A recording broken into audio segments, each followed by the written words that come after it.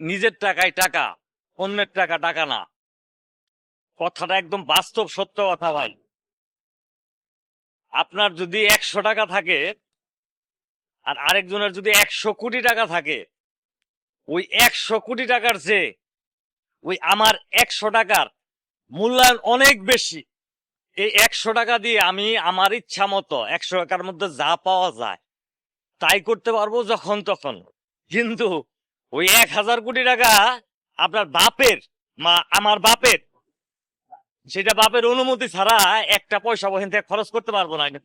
এই জন্য অন্যজনের কথা বললাম না, নিজের বাপেরটা দিয়ে বুঝাইলাম যে নিজের টাকা এর চেয়ে বড়, মানে এর কোনো বিকল্প নাই। এই জন্য কি করতে হবে, পরের ভরসা না করে সবসময় নিজের ভরসা করেন। জীবনে চলতে পথে নিজের ভরসায় চলতে হবে, অন্যের ভরসা কোনো সময় করেন না। অন্যের ভরসায় মানে অপেক্ষায় অপেক্ষায় জীবনটাই শেষ হয়ে যাবে, কিন্তু আপনার কাজ হবে না।